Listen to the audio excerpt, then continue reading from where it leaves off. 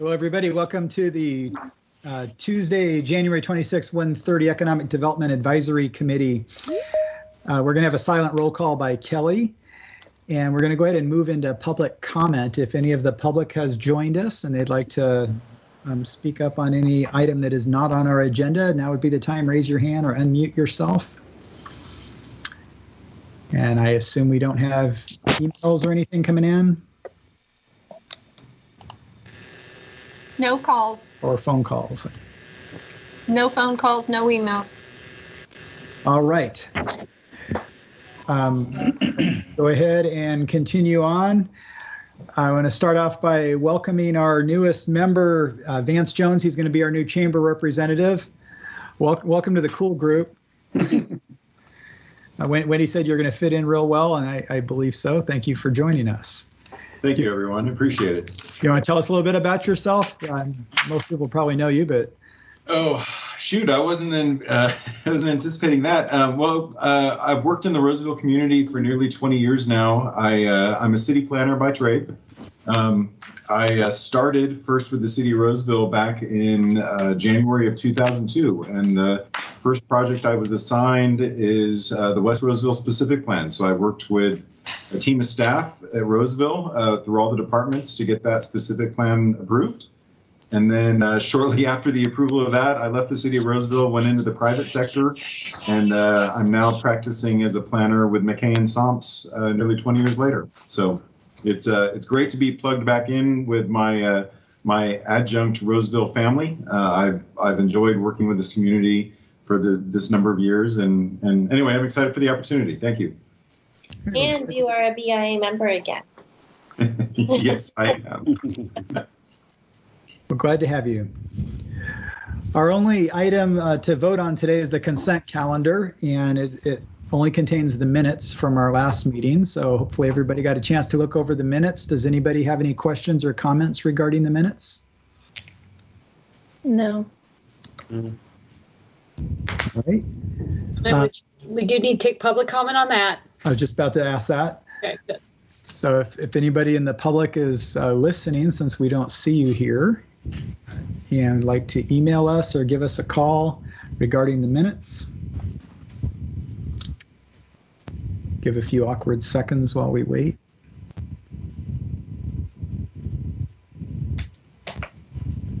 Okay. Is there a motion on the board members to accept the consent calendar? Motion. All right, do we have a second? This is Angela. I'll second. Thank you, Angela. All in favor, say aye or raise your hand or something. Aye. Aye. And if there's any opposed, please unmute and be loud so we can hear you.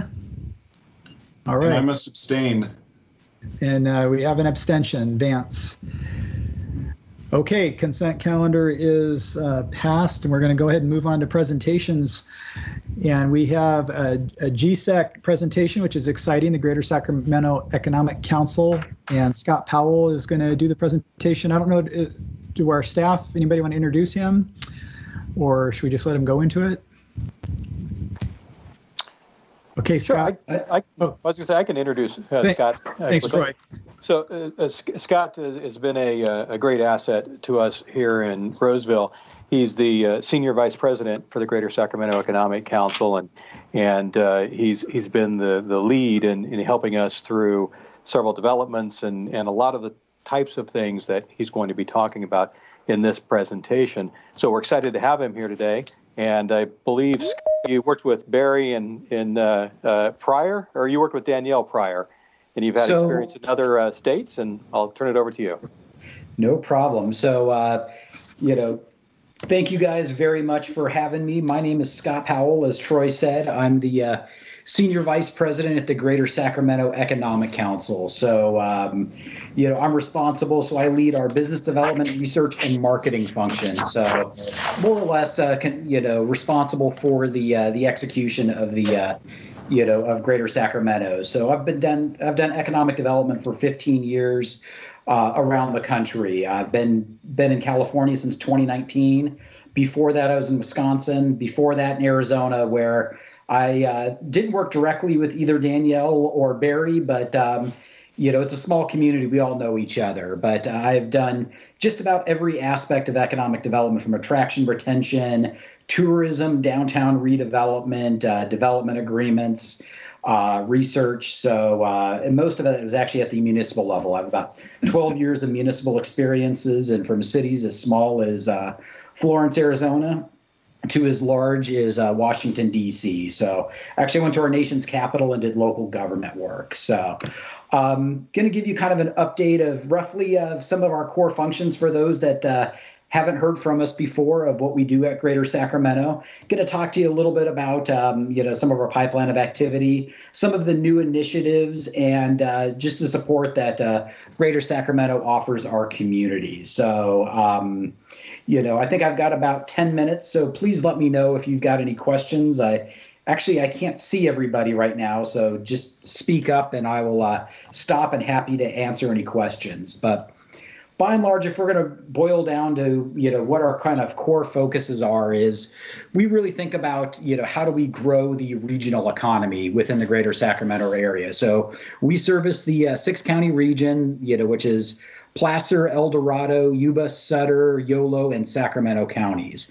So a lot of lead generation. So we spend a lot of time marketing the Greater Sacramento region and pitching that, because when a project's looking to come in, they're looking at a state and then a region. Once they're sold on a region, then they'll start looking at the communities. So when it goes from so we'll spend a lot of our time supporting the creation of the project, bring it into the region. And then when it goes to the local area, as Troy was saying, then we support on the back end to make sure the community puts its best foot forward. Spend a lot of time on PR, marketing, branding the region, which I'll talk a little bit more about. Research and value proposition development. So at the end, I'll talk to you about some of the research that we can do and how we've helped Roseville specifically over the past year or so, and then positively influencing the overall competitiveness of the region. So if you pay attention to CNBC, you'll see Barry Broom in an interview of talking about the California exodus and some of the efforts that we're undertaking to help blunt this. So we've already had 2.4 million views on that. It was the number 20 YouTube video yesterday. So gotten some great traction. We've got something coming out in Bloomberg here shortly. But we've had some really good media, global media representation that supports the entire region. But even though in the era of COVID, our pipeline of activities actually still remain very strong. Our locates are slightly higher than last year. Our number of job creation is doing quite well. Our average project size is up, and our life science especially, we have seen a ton of effort or results, and we spent a lot of time and energy trying to cultivate that pipeline, and we've really seen it bear fruit by being up by 43%. Industrial projects are very popular right now, and so we've seen a ton of activity in the industrial space.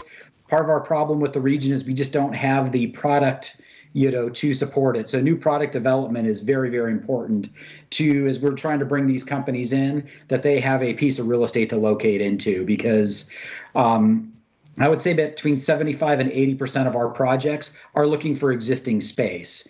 And my experience is even if they come in, if they come in, if they can't find existing what they're looking for, if they can find something close and they change to a build-to-suit looking at vacant land, they're not going to reopen their search. They're still going to stay within the areas they're looking at. So again, having that real estate is really important. Office is down, but from what we're hearing for some major tech companies, it's definitely not out. But our activity in the office space has been down 50%, and it's might even creeped a little bit lower. But we do track our performance. So these are based upon our goals we set at the beginning of the year, which was July. Qualified prospects are down. A lot of companies we're reaching out to are taking a wait and see approach. Our locates are a little bit low, but if we had one more, honestly, we'd be at goal. So we're pretty close there. But the important ones are the next three: is the payroll, the jobs, and the direct impact. Because any job, no community in our region supports more than about 25% or has about 25% of their jobs and people living there. So one job coming in supports the entire region, and that's something that's really important to us. We model every company that lands, we model their economic impact for the region. So the jobs we're bringing in are in high-value tradable industry sectors that have high multiples, so we're seeing a really large impact, and our jobs are about where we want them to be. So Greater Sacramento was found in 2015, so over our 5 years, and this is as of July 1, 2020. Almost 15,000 jobs, and you can see the significant impact and that multiplier effect spinning off another, 15,000 jobs outside of the region as well. So we're very proud of what we've accomplished, and we're really bullish of what we're going to be doing in the future. So I'm going to cover kind of three major initiatives that we've rolled out, and it looks like I've got about 6 or 7 minutes, and I'm going to be respectful of everybody's time. But our first one is our business retention and expansion effort. So we're doing this in lockstep with our communities. So working with Laura and Troy and Wayne and Rob, to identify key companies in every community, and working with the communities to go out and meet with them to figure out, are they considering growing? What are some of their pain points? And we're aggregating this on a regional level. We've also procured a CRM tool that every one of our communities can use to track any of these visitation programs. So Roseville, as you guys are all aware, is, honestly, from a local level, is one of the leaders in the area. I would say this team is doing, the local economic development function as well, if not better, than probably every other community in the region. Most don't have a BRE program in place. That's not the case for Roseville. So again, this is a partnership to help them do their job better.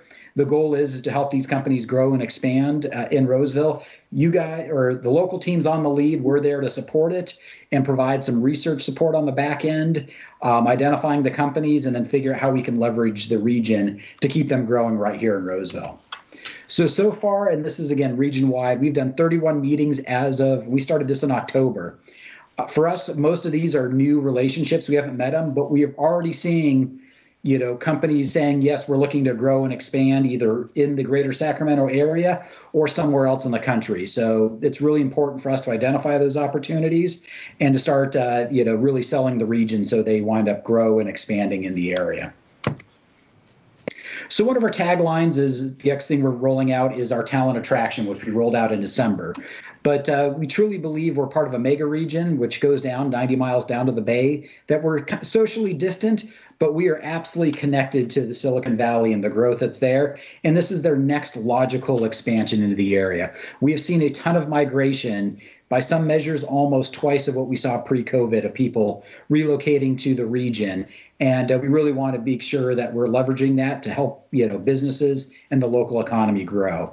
So we rolled out a talent attraction campaign called What's Next Out West, because we all know that this is one of the greatest communities in the nation. I can say that, being I've lived or visited most of them.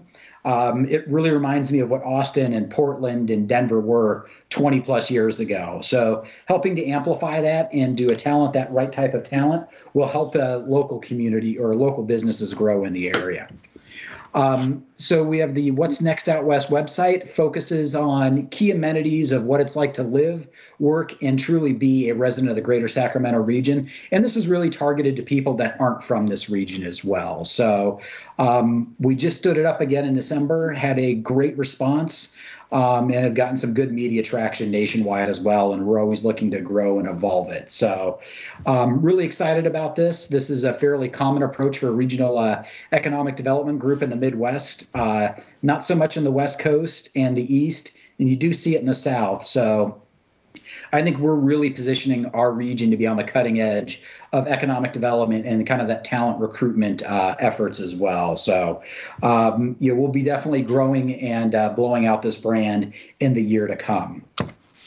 Another program we've rolled out in cooperation with the city of Sacramento, and this was with the city of Sacramento specifically, was using some of their CARES Act money for a digital upskill. So recognizing that digital skills was something that this region is lagging against our peers. So put together and administered with the Greater Sacramento Urban League an Upskill program targeting disadvantaged individuals who were impacted by COVID. So this pilot program, we recruited 40 students, 20 in the IT support, 20 in the data analytics program, and then provided them wraparound services. So a stipend, a computer, internet, and then job and success coaches. So these individuals, can increase their social mobility, recognize the California and American dream, and really help our region grow. So 37 of the 40 that started, 37 completed the program. They all finished at the end of December, hit the job market in early January. 7 have already accepted positions. 1 to 2 more are in final negotiations, and we're actively working with local businesses throughout the region to get them placed. We're going to be measuring it, but the few that have been placed so far, we've seen a dramatic increase in the wages that are earned, which is just a great story, and is good for the region, great for our workforce, and really helps us address our diversity, equity, and inclusion conversation as we focus on growing the local economy. So what does this mean for Roseville? So these are some of the ways in which the Greater Sacramento Economic Council, already does support the Roseville Economic Development Team, and honestly, the rest of the city of Roseville and the companies that are there. So talked a little bit already about marketing. So we have, a really strong marketing team. Michelle Willard, who just returned, it comes from a PR and marketing background, so it can really help amplify the city of Roseville messaging. Commercial real estate, the project I believe you guys discussed at your last meeting, worked very closely with Troy and Laura, provided you guys a letter of support and some rationale of why that is necessary. I mentioned it earlier of the need for more industrial space, so we are really excited and hope that project moves forward, because getting some more of that space online will really put Roseville front and center of growing companies in the region. As companies are coming in, they'll be looking for that space. But we have a lot of the analytics and tools and mapping components that can go behind that as well.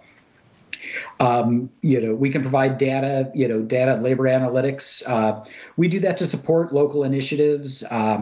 So we'll usually hear from Troy, Wayne, or Rob of asking for a specific piece of data, whether it's cost of living or type of companies or the labor shed or something along those lines. We have multiple tools to help provide that type of information that that they can use to support their local efforts. So our research team is always on standby.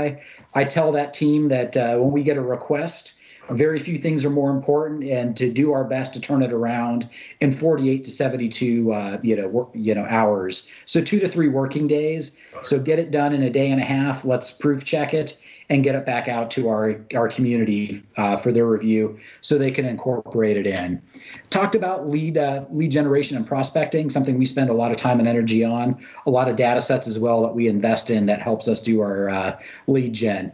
Economic impact analysis, and comparing different metro areas. So one of the first things I worked on was with the Roseville team, as they were looking at a piece of municipal owned land and doing an comparative economic impact analysis. So again, we have those tools and competencies within our organization that can help the region better position or make those decisions as they bring it forth to this commission or to the council as a whole. And then finally, we've got some upcoming events. So Scott, I do believe, some of your peers, I'm not sure if you are signed up for our Champions program. We've got 3 of these. So anybody on the advisory commission is welcome to come. Our first one is January 29th. Our second one is February 26th, with one more in April. We are maxed out at 100. We already have 80 RSVPs. So it's this Friday, and we'll be talking about, again, the value of economic development and some of the tactics and value proposition behind it. A really good economic development 101. So would love to have you all attend. So if you, please work with your staff and we'll make sure we get you there. We just pushed this date, but working with Cushman and Wakefield and some of their global offices to be talking about the employee experience and the talent that's available in the greater Sacramento region. Really excited to be working with, the Cushman and Wakefield local team and their global team to bring that to help amplify and tell the message that, greater Sacramento truly is that California option for businesses looking to grow and locate.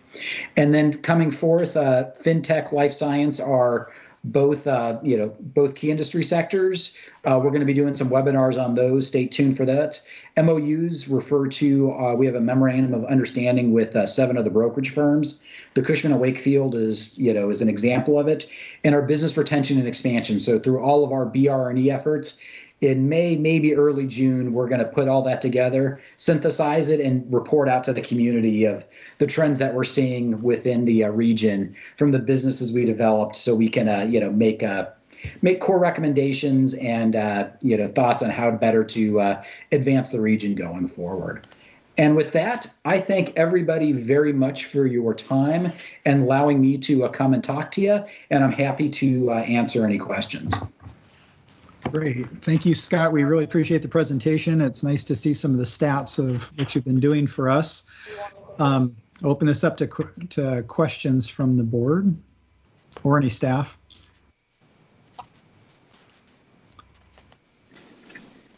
I'll stop sharing. So I'm a bigger box than a smaller box. I will note that Scott and I'm sorry, this is Wayne. I will just note real quickly, Scott and his excellent to work with. I know me, Troy, and Rob have reached out, and a lot of times, when we need data, we need it pretty quick, and he's always and his staff is always very responsive. So I do appreciate that. Thank you, Wayne. And, research is near and dear to my heart. I don't believe you can do this without data and, analytics. It's at the part of the reason I joined the GSAC team is just how much of an emphasis Barry has always put that on. Everything we do is based on data analytics. We don't do this off the cuff.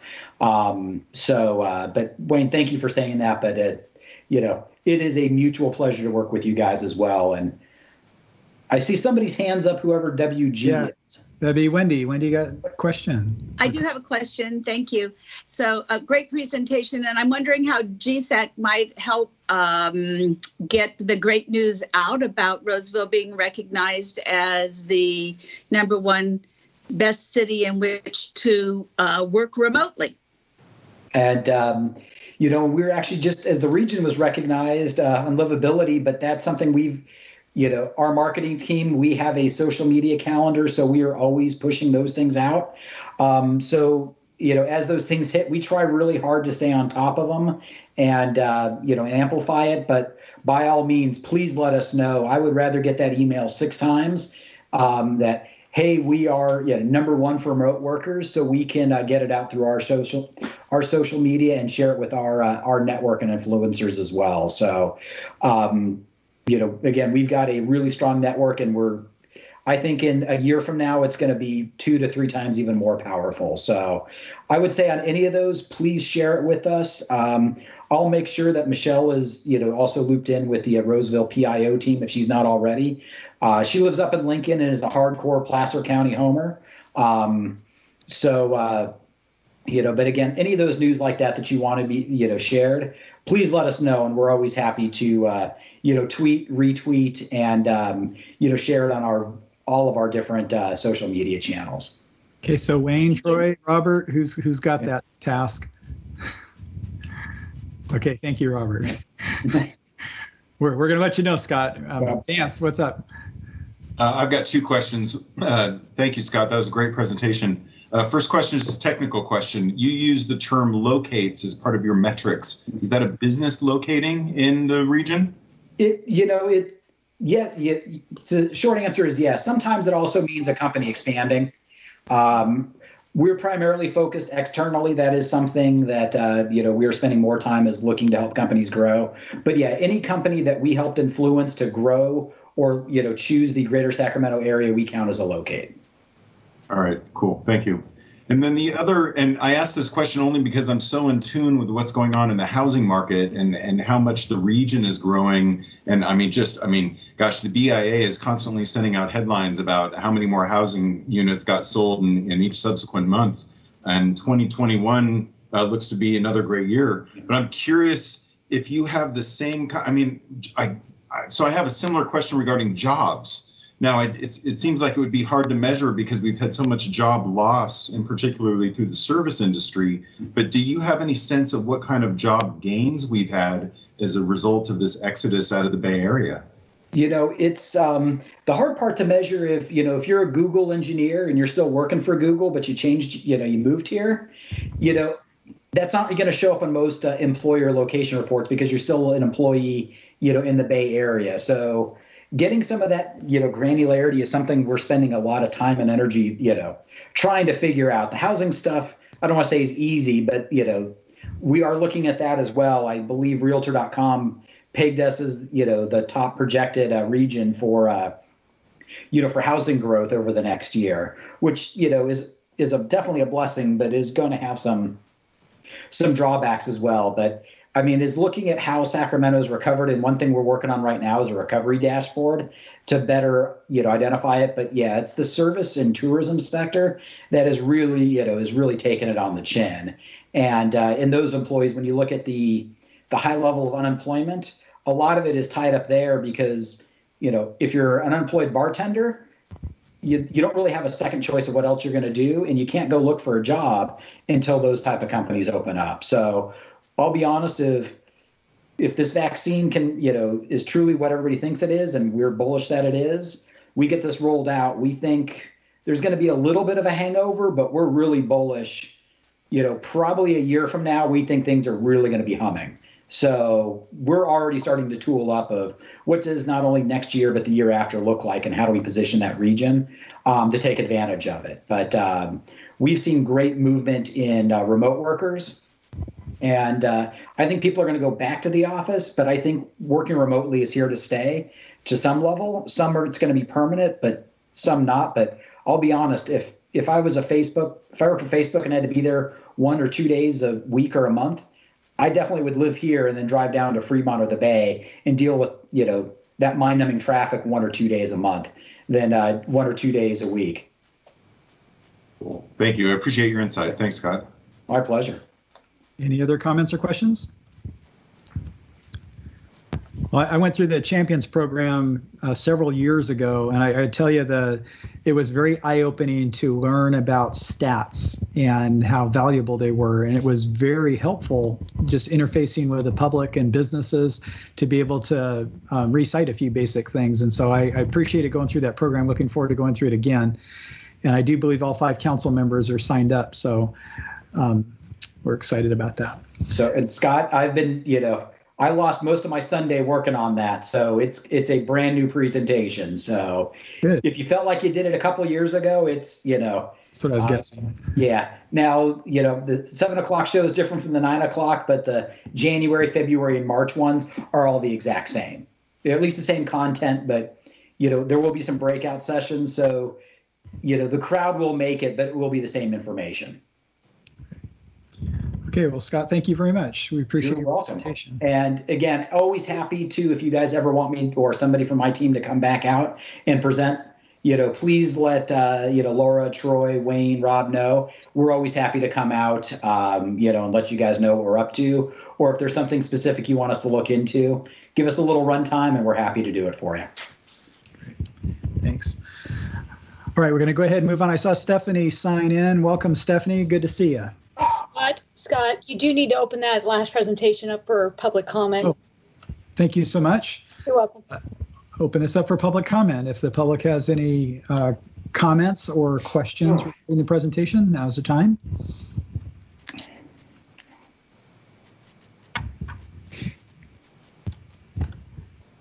And again, we'll have the awkward pause.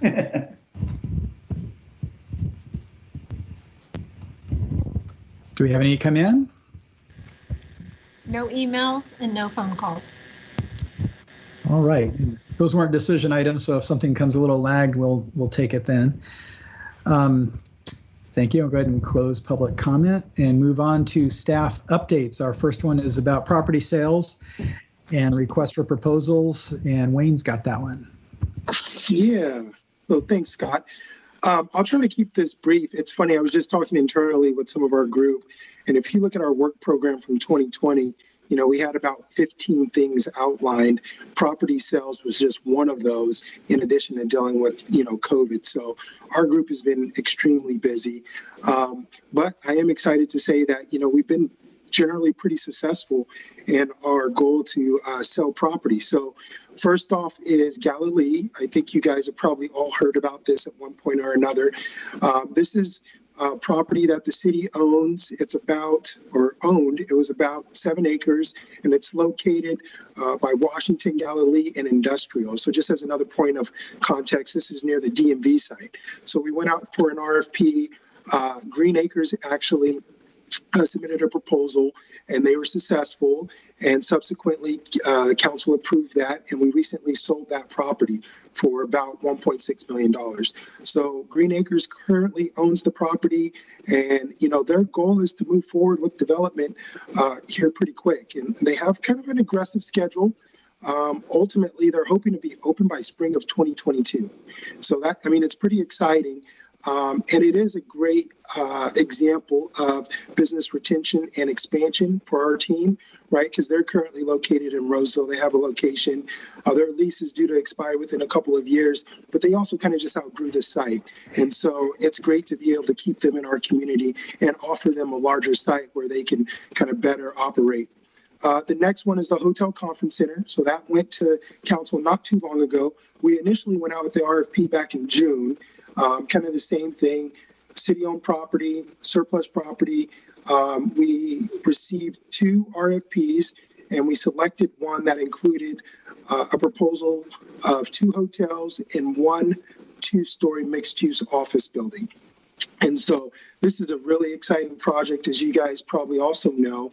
The hotel conference site is a parcel that the city's been working on developing for quite some time. And so to get a project like we did with folks that are really eager to move forward, the city staff is really excited. So we have a pre-proposal conference meeting scheduled with these folks next week. And really with that, we're going to go over kind of the development time frame, kind of go over what the entitlement process looks like. One of the good things about the city of Roseville is we have concurrent entitlement processing concurrent with plan check. And so that really helps expedite that process. And so we're hopeful to get these guys approved within the next year and a half. And then I have... Hey, Wayne, sorry to interrupt you. You forgot to mention the most exciting part of the table. So with the 2-story office concept, they have a ground floor, indoor, outdoor kind of flexible space with small shops and small restaurants. And this is similar to like Italy. A lot of major metropolitan areas have a component like this. And this is something that would not only be unique to Roseville, but to the region as well. And so we are really excited about it. And thanks, Scott, for pointing that out, because at the presentation at the council meeting, I think most of the council members expressed their excitement about that component of the project as well. And then going back with the 2 hotels, one right now, and it's still tentative, is proposed as a full service hotel, and then the other is an extended stay. So, all of this would be a great addition to Roseville. But thanks, Scott, for pointing that out. And then I have down the courthouse. So the courthouse has been vacant now for several years. We actually went out for an RFP. I released that back in November. And initially, we had some good responses. There were a lot of people that were interested. But one of the things that we heard is the appraised value might be a little inflated just based on the developable area. So if you guys are familiar with the site, the old courthouse is located there. It has its own standalone building. Then there's an alleyway, and then behind that, there's a large parking area. And so staff decided to retract the RFP, work internally to see if there was any opportunities to abandon a portion of that alleyway that's located behind the building, in between the building and the parking lot, because then that would allow folks more kind of developable square footage. So as you guys probably know, one of the concerns that we heard from folks is based on the smaller parcel size, folks were going to have to build up with their project. And obviously, when you go vertical with construction, the costs go up substantially. So that's something that we're going to work through internally. And our goal is to re-release that RFP hopefully in April. So I'm excited for that. I anticipate getting 5 to 7 responses. And just to give you some context, typically we get about 2 to 3 responses, and we still get very good quality projects. So for this one, I think this is going to be something folks are really interested in. And then the last one I was going to highlight is the post office. I know I've talked about it with this group. Unfortunately, this is one of the projects that has taken longer than expected, in a large part, due to the pandemic. And so originally, we went out with an RFP. We had proposals. We selected one that included a mixed-use project with a hotel component, ground floor retail, hotel units above that, with a rooftop activation. Due to the pandemic, the developer has kind of changed the project preliminarily, and so it's still mixed use, still has the ground floor retail, but they've changed the hotel out conceptually with apartments/condos. So, hospitality obviously has been hit extremely hard, and so for them, the apartments or condos kind of made better financial sense. And so staff's working with them. They actually just submitted for their design review permit to take a look at the elevations and kind of the architectural characteristics of the project. And then subsequently, they'll be coming in with the tentative subdivision map. Once we get a finalized plan, we'll be going back to council to share that with them. And then I have down the ERM with Panattoni. Troy, if you want, this is another big project, and Troy's taken the lead on this and has done a lot of work, so I'll turn it over to you, Troy. Sure. Thank you, Wayne. As Wayne mentioned, we are negotiating with Panattoni for an echo, Troy. Yeah, I'm getting some feedback myself. Is that any better? Yeah. Okay, that's weird. So we're negotiating with Panattoni for 6382 Phillip Road on the far west end of the city. It's Phillip Road will be roughly the extension of Blue Oaks as it continues out. So it's a greenfield site. Nothing there yet, no utilities or anything. About 237 acres, about 190 developable acres. I can't say a whole lot about it because the exclusive right to negotiate does include a confidentiality agreement. I can say negotiations are going very well. We're on track to bring a purchase and sell agreement to council, the first meeting in March. And we are very much looking forward to bringing forward a large utility or large industrial development there.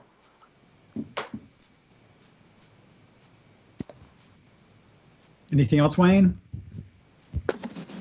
No, I think that's on the agenda. We have Rob, so I'll let him kind of go into a little more detail about what's happening specifically downtown. But I will say, despite everything related to, the COVID-19 pandemic and the impact on businesses, it's exciting to still see the activity and the interest in our downtown. So thanks, Scott.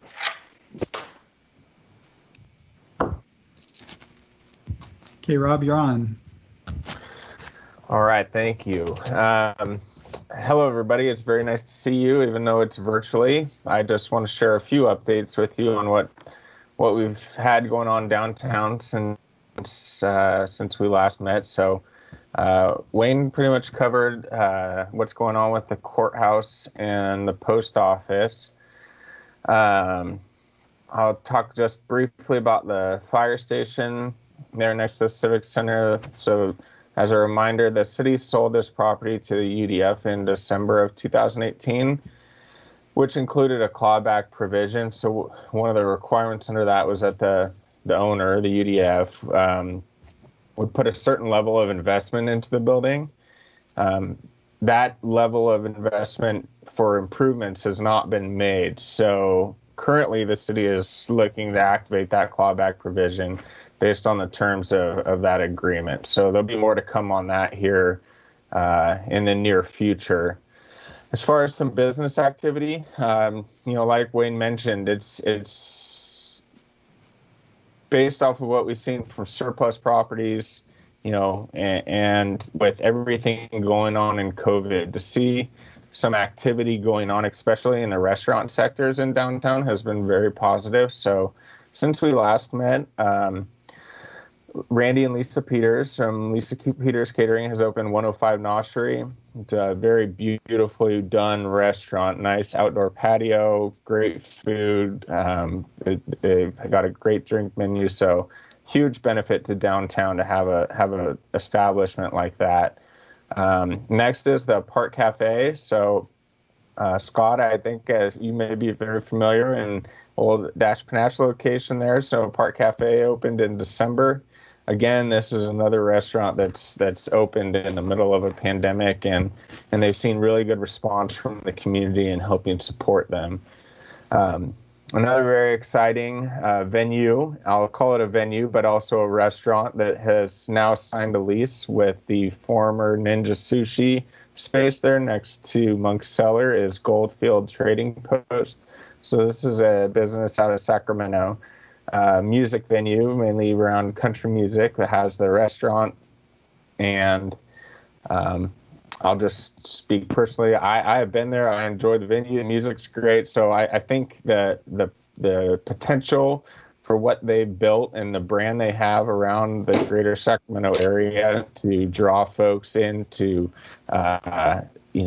be there for live music and to eat and drink and visit other shops in downtown is going to be a really great asset to downtown once they get moving in. So outside of those three, there's definitely been other interest in downtown, whether it's from an investment standpoint or business landlords getting their businesses or their properties ready for a tenant. We've had several infill meetings since we've last met. Most recently was for 500 Vernon Street, which you may recognize by the golf building. They're on the corner. So we're working with him and in conjunction with that, also hoping to kick off our second round of our facade grant. The reason I mention that is because this is the main project he's looking at, is to upgrade the facade of his building, in which if we can get the second round off the ground here soon, that he'd be interested in applying for one of our, or I guess I should say our facade rebate. Finally, just so everybody's aware of some different office opportunities, this happened before we met, but with Roseville Electric and City purchasing 116 South Grant, so Roseville Electric is continuing to do the background work and legwork on several improvements to get that space ready and also a space kind of strategy plan on how that will work for Roseville Electric operations and future tenants. And then one other notable one, but is Consolidated Communications, one of their buildings there at 200 Vernon Street. Consolidated Communications has consolidated their space, and so they have that building up for lease or sale with Scott Bennett from Colliers representing the space. We put a lot of work in with him, and thanks again to Scott from Greater Sacramento, providing a lot of demographic data, a lot of background on our downtown and our community, and also different photo assets that they could use in their brochures. So we have a great relationship with Scott Bennett and Collier. So I think we'll keep continuing on to see what we can do there. But that's another 21 to 65,000 square feet of space that we can activate for folks that are looking to move into downtown. So with that, that's all the updates I have. I'm happy to answer any questions. And I should have asked that on for Wayne or Troy as well. Do you guys have any questions at all about any of those presentations? I have one about Consolidated. It seemed like it was several weeks ago. Somebody had mentioned they saw him take down the for sale sign. They actually saw it happening as they were going down the sidewalk. Did it sell, or is it still up for sale as far as we know? It is still up for sale. I actually had talked with Laura about that and called Scott Bennett, and he called right back. And he said that it's still on the market. Okay. There's So. And then I was wondering, could you give us an update on the hotel site? The old, not the hotel site, the old post office site that's supposed to be a hotel and things. Yep, of course. And Wayne, you probably worked more on this project. Would you like to give an update on this? Yeah, so I'm sorry if it was unclear. So that was the project that I was mentioning that we've been in negotiations in contract for over 2 years now, and they had to modify their development plan. So they kind of changed the hotel component to, and I say apartments, condos, essentially what they're going to do is record a subdivision map, which gives them the ability to potentially sell off the units. But initially they plan on operating more of like apartments with a 5 to 10 year horizon. Once they hit that, then they would sell those off, but already having recorded the subdivision map.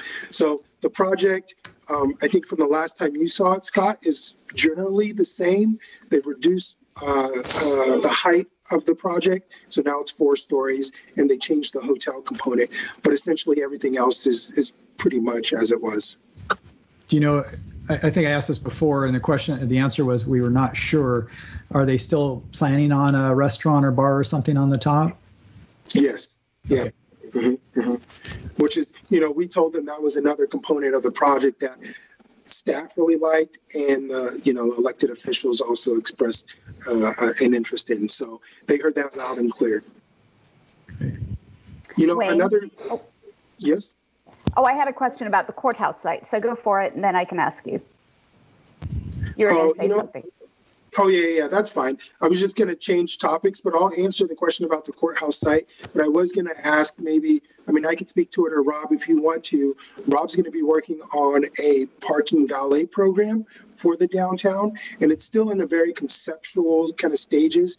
So I think our first initial steps are going to be to go to the GRP, the Downtown Roseville Partnership, the Merchants Association, to do some outreach to the businesses down there.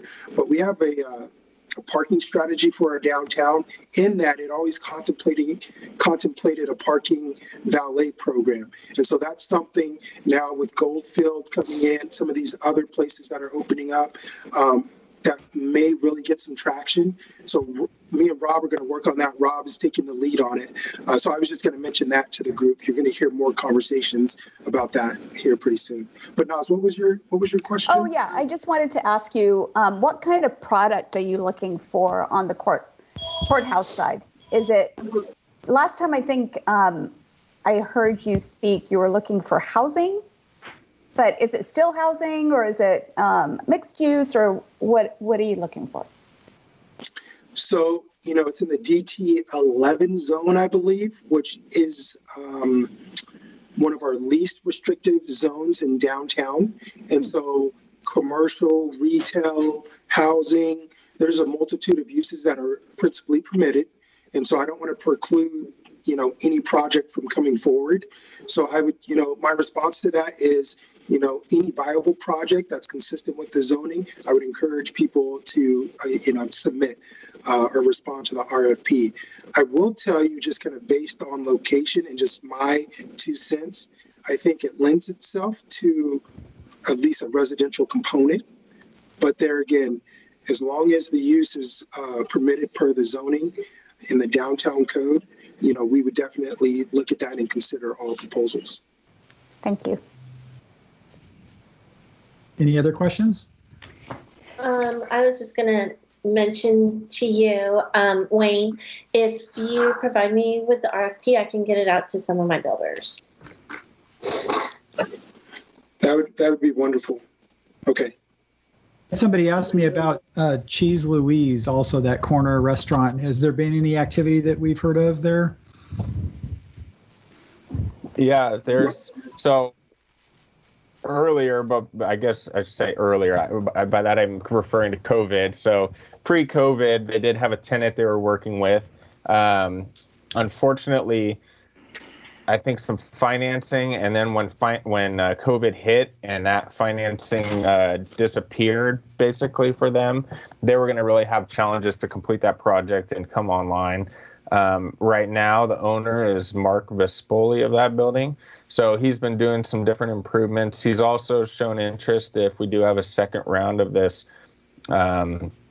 I guess not second round. He was approved in our first round of facade grant, so he's been putting a plan together to do some upgrades there. But as far as activity, I know he's really ramped up some improvements inside that can make this space, ready for someone to come and plug in. Okay, any other comments, questions? Okay, thank you guys so much for the updates. That's awesome. But we're going to do our roundtable section. Scott, if you can go back. Oh, am I unmuted? Oh, you're unmuted. Unmuted. If you can go back and just take public comment on item 7 for staff updates. Okay. Opportunity for public comment on staff updates. Thank you, Michelle, for keeping me in line. Anybody in the public want to call in or email? And we'll pause a little bit. Does this have the delayed presentation like the council meetings do?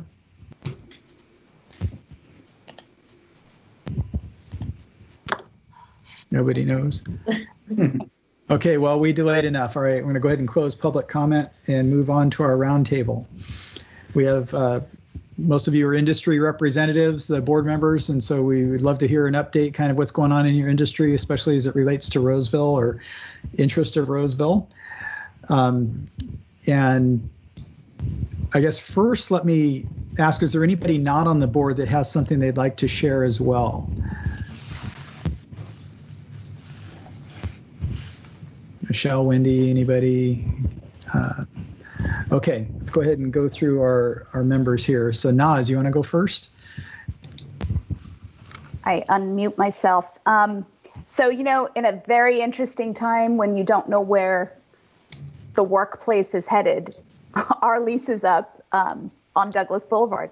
So it's been interesting to kind of plan forward and see what's going on, but also we've been looking at other buildings here in Roseville. So that's been interesting as well to see what kind of spaces are available. So that. The other thing, we're really busy in projects related to housing.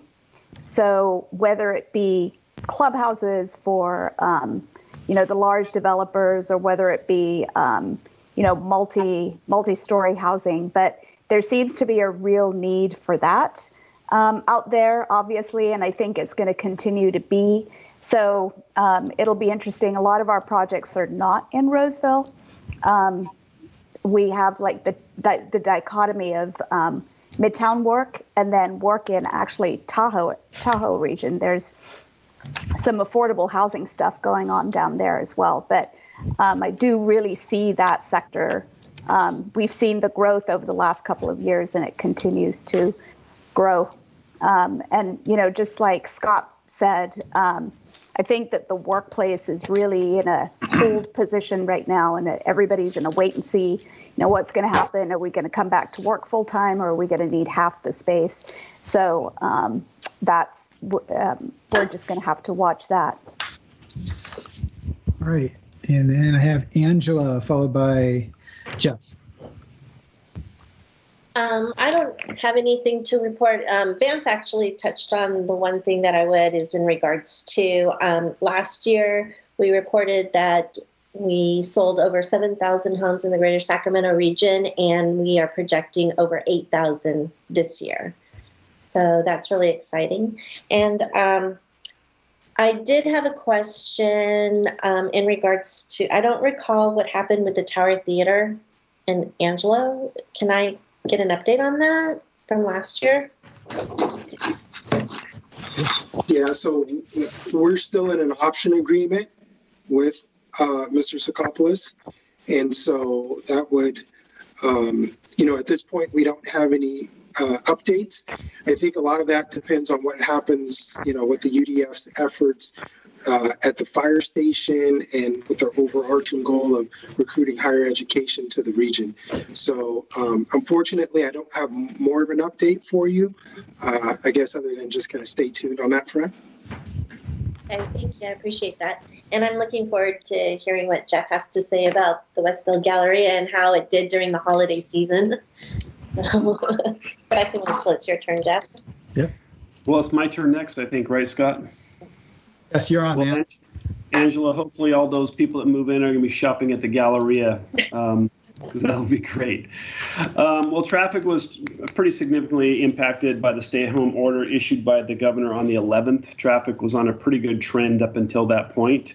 But once that happened, it limited retail space to 20%, and there was no dining. So that pretty much devastated our restaurants for the entire month of December, which is generally when people have their Christmas parties and things like that. So most restaurants were down about 40 to 50% in the first part of December. But you know, the story is the people that were here were spending money. So traffic ended up being down about 30% for the month, but sales were only down about the same. So they came here, but they were very productive. They came, spent their checks, and left. A silver lining, I guess, is that we didn't have to implement any of our traffic throttling procedures that we were so prepared for with the city of Roseville and Roseville Police Department. We did a lot of collaboration and preparation for that, which I really appreciate, but never really had to implement it because it was below 20% in the mall the entire month of December. We did have some silver linings in sales. The jewelry stores and luxury continued to do very, very well, which is really interesting. The consumer's coming in and spending it, but she's spending it on higher dollar items. Devon's Jewelers, for example, moved from one side of the center to another in their luxury section, and they did about $1.5 million in business, which was a significant increase to their actual last year. Louis Vuitton, Lululemon, all strong sales for the month of December, with really restaurants and most of ready-to-wear and service industries being the worst performers. We do have some new businesses since the last time we met. I'm sure all of you are well aware of Shake Shack. I know Michelle is because we invited her to be the first customer. As I mentioned earlier, we relocated Devon's, and Cantina Laredo did open since the last time we met. They are currently closed, but reopening again on February 1st for outdoor dining.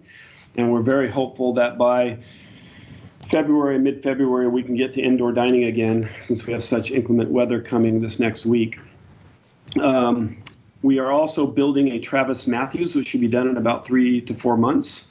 And the 76 gas station out in front has been completely flattened. You can go out there now. There's no more 76 gas station left. And Amy's drive-through, healthy food drive-through is being built and should be done by midsummer. So that's very exciting. First one in the area. Very interesting architecture being done on that building. So it'll be really fun to see that from Roseville Parkway. We also now have a COVID testing on site. It's in our corner lot on the corner of Galleria Boulevard and Roseville Parkway. It's COVID Clinic Incorporated, and they're doing 3 types of they offer 3 types of tests: a rapid test, and then some of the tests that take a little bit longer. It is by appointment only, so it doesn't cause any traffic congestions or lines out there.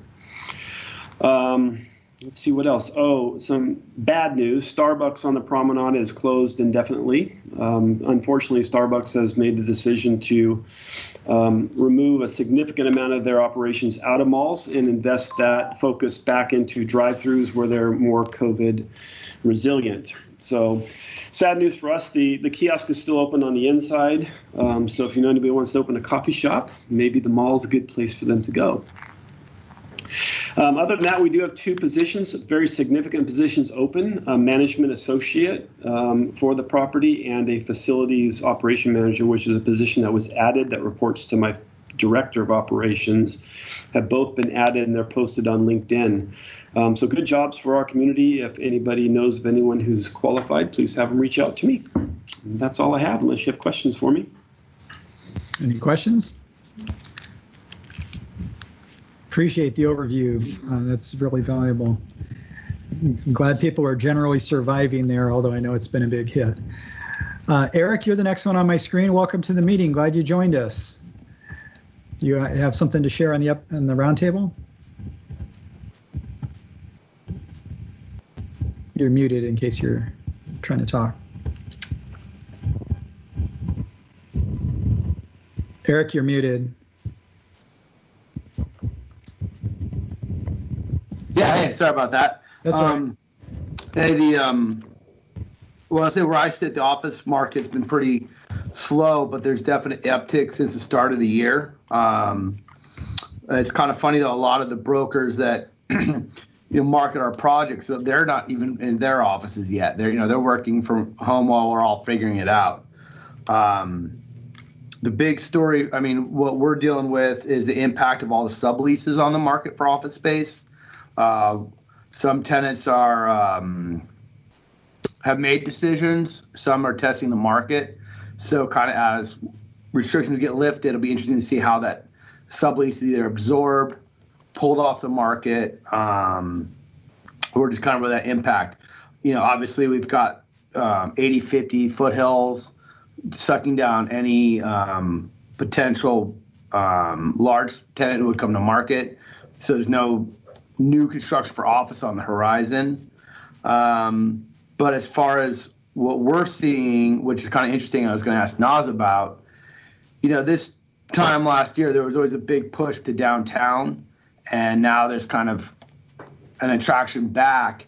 And I would say, fourth quarter of 19, and, anybody who was in an architect's firm had to be down on our street. And I was kind of curious where, now they're back up here, and suburban markets are attractive, not only because of the work from home, the quality of, being close to the office for work, but also just downtown's got a lot of headaches these days. Mm-hmm. So I was wondering if Naz, if you guys are looking in all of Sacramento, or if you guys are looking, as one of the biggest design firms, are you guys looking suburban, downtown? What are you guys looking?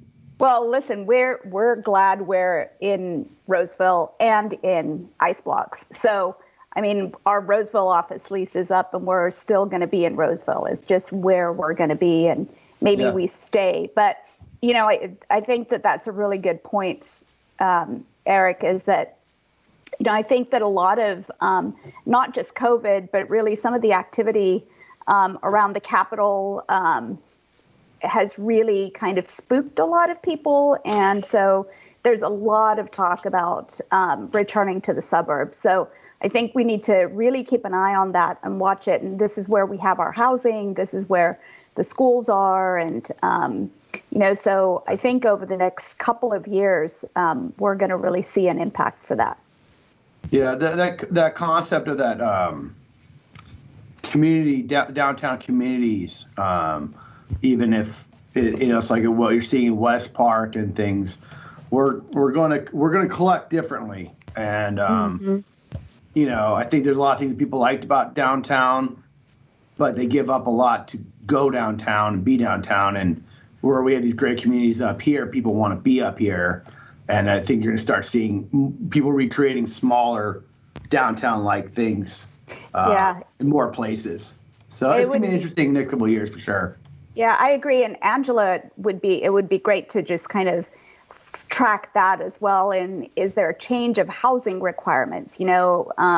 The larger houses, are they still being built, or is there a different type of house? And I think the other thing that impacts that is lease rents as well, because it is more expensive to be downtown, midtown, whether you live there or whether you lease space there. Just we've been looking at that. So I think that, it is more affordable to live in the suburbs as well. So I think that works in Roseville's favor and the outlying areas' favor too. Do you have to pay for parking? Yes, I know. That's been one of the best things for us is our office is closed, so we're not paying for parking. Yeah. Just a real quick introduction, Mr. Powell. Eric Avery has a very large office building he wants to build as soon as possible. We just need you to help him fill it. So if you guys could connect and get that taken care of, we'd appreciate it. And Eric, we've gone through a lot of work to get some great hotels, an Oxbow type thing out near that area. So let's get on it. Well, it'll be interesting to see, how does Class A type product on 65 continue? With the large floor plates. I remember Barry Broom walking through the building and saying it wasn't big enough. Not the building was built, but you were reviewing the plan saying it had to be bigger. And it's like, well, great. A bigger empty building? Thanks. So, Eric, I'm sorry, man. It's, if you build, they will come. when the It's true. what's happening with HP is going to be very, very interesting. How I don't even call it anymore. Quality investments.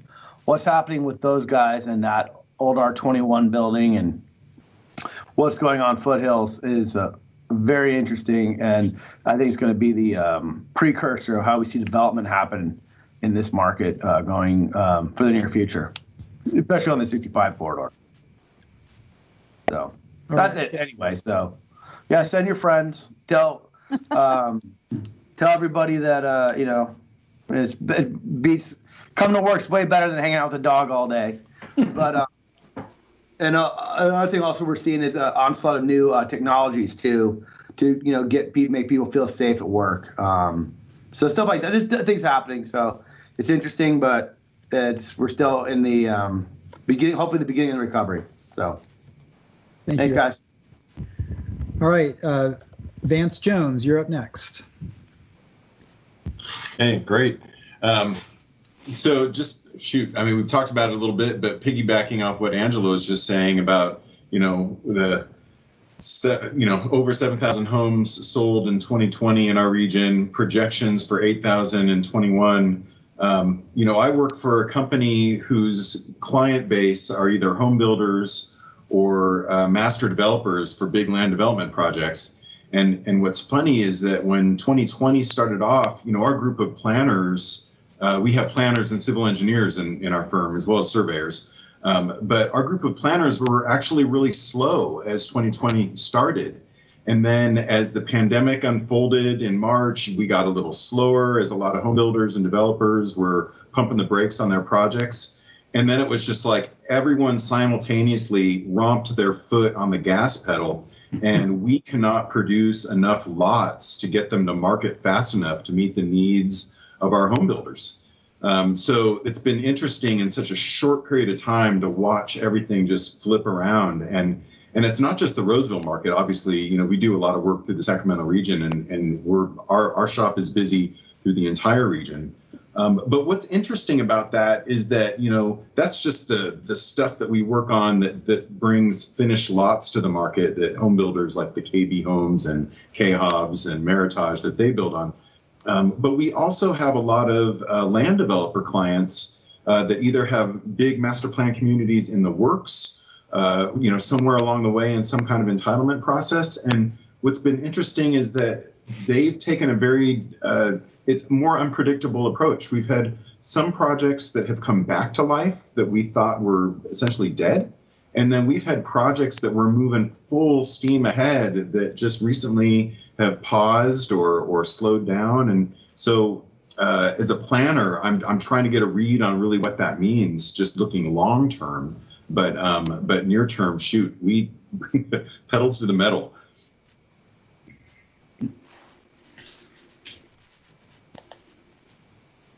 Scott, you're muted. I hate that when I do that. As a chamber rep on here, do you have any update from the chamber perspective? I don't. I'm sorry. I really spoke more to what's going on in McKay and Somps. I punt that to Wendy for right now if she's got anything she wants to share, but I'll certainly circle back with her before future meetings so I can come with a little bit more of that chamber perspective as well. I would just add that McKay and Somps is probably more interesting than what's going on at the chamber. So that would be my 2 cents. Maybe it would be appropriate for Rob to give a brief update on the successful partnership that the chamber and the city had with round 3 of Placer Shares. Sure. Yeah, thanks, Wendy. I can definitely give an update. So, as you guys may have seen, Placer County's Board of Supervisors had set some money aside from their CARES Act funding for a grant program they call the Impact Shares grant program. So there were several different grants that they opened up throughout this last year. With the remaining money, they opened up a final grant, and what was different about this was a grant for not the businesses to apply for, but it was a grant that was that cities, chambers, either business or industry associations could apply for, and then utilize the funding in different programs to help the businesses that have been impacted in their industries throughout COVID. So we turned in an application about a week and a half ago, and we found out last Friday that the city of Roseville and Granite Bay, because they broke up the county into different little regions, was approved for a $200,000 grant. So this is great news with our partnership with the chamber to push this program forward. The program that we outlined in our application was to help out our restaurants because they have been severely impacted throughout COVID, but also the costs that they have of just overhead costs and then bringing employees back and everything else. We thought that was going to be the most appropriate with these funds. So the funding will be used to partner with restaurants in Roseville and Granite Bay, which we will purchase gift cards from. And then we'll turn those gift cards around and work with our local hospitals, convalescent homes, senior care facilities, first responders, and others to help provide gift cards as a thank you to these frontline workers in our community. So it'll be a nice way to really dump cash quick into a restaurant. We're breaking down right now kind of how that cash allocation will go for each different type of restaurant, whether it's convenience style or more of a dine-in, higher scale restaurant. But very excited to be approved for that funding, and it's been great working with Wendy and her team at the chamber to get the application in and see that funding come to our community and help our businesses. Thank you. All right, Stephanie DeMent, you're next. Hey there. Sorry, you caught me in parent mode of picking up my child from school. Tried to time it that way, sorry. No, that's all right. On the university front, we have partnered with WAS for doing internships on the business IT side of the house and in really growing the career aspect of the university as a whole. So that is kind of our new launch pad for the upcoming year, and really concentrating on those, what I would refer to as the golden triangle, which for me in my world is the community college, the university, and the employer group, which it gives back to the community and enriching the in totality of being able to live and where we want to live, work, play. So having those apprenticeships and those opportunities to we're highly concentrated, working closely with consulates for dispersing the COVID vaccine. That's the little mini update from our end. Thank you, Stephanie. From my perspective in the roundtable, just a couple things. We have the RFP for the billboards is coming back here pretty soon to staff. We've tried to control the billboard usage in the city and use it as a revenue source for the city, because we're definitely trying to plan ahead as far as revenue sources go as we look down the road of what's going to be hitting us. And so I'm interested as a council member to see how these RFPs come back, because it was a little bit of a mess last time. So enough said about that. And then there was a nice article in the Sacramento Business Journal about the Blue Oaks Plaza, or the plaza at Blue Oaks, out at the corner of Fitiment and Blue Oaks. And it's the first retail other than our CVS entity that's on the west side, and it's got a full-blown Rayleigh's and several restaurants and a gas station, and neighbors are very excited about anything getting developed out here on the west side. I live out on the west side, so I know what it's like when your gas tank is on empty and you're heading home. It's pretty scary, and you have to think about if you're going into town to get anything, because it's, as far as Roseville goes, it's quite a trip to get to stuff. And So looking forward to watching that happen. They've got the infrastructure almost in. They'll start going vertical after the rains. We have another area along Pleasant Grove, west of Fitiment, across from St. John's Church, that's already going vertical with a couple restaurants, and the community is just very excited about that. And again, it's been like being in the desert for years and finally having a lake in front of you. So everybody's excited, and I'm seeing the development happening to try to catch up to the massive housing growth on the west side, because there are just people popping up everywhere, and we're all driving across town to get our services. Hence your campaign video. Yes, yeah, it's the campaign video. Yeah, that got shared around that was pretty interesting. And then the other thing I just kind of wanted to ask is, each of you represent different industries and you have different needs in your city. And our city is very blessed in the kind of things that happen in the economy. And, I know our chamber is trying to roll with the punches right now, and I'm just impressed their creativity trying to keep people engaged in networking in the business world. And I really got to hand it to Wendy's staff on that, because I know it's not easy. And as a chamber member, it's not the same, but we're all trying. But if you could get your city council to make decisions that would help your industry, I would be very interested in hearing those recommendations, and I think your other council members would too. And so I don't want to open it up here necessarily for a big discussion, but think about things that your council can do to help our economy, because we need to hear that. Because if we don't hear that, we're not. It's not in the back of our mind. We just want to make sure we're doing decisions to really help us move forward and help each of your industries. I know many of you are very engaged, but I just want to keep opening that door.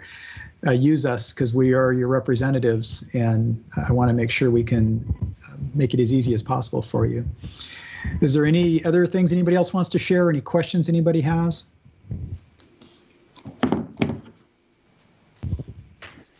Okay, and I don't need public comment, right, Michelle, at the end? You do not. Yes. Okay. We have a motion to adjourn. Somebody please give us a motion. I'll make a motion. Thank you. Is there a second? Sorry, second from somebody? Second. Second. Thank you, Naz. All right. All in favor, say aye. Aye. Any opposed, you're welcome to stay online, yes, till they kick you off. So we'll see you guys in another quarter. I don't have the date handy in front of me.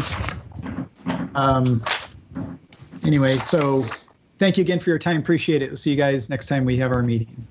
Great. Thank you, everyone. Take care. Bye, everybody.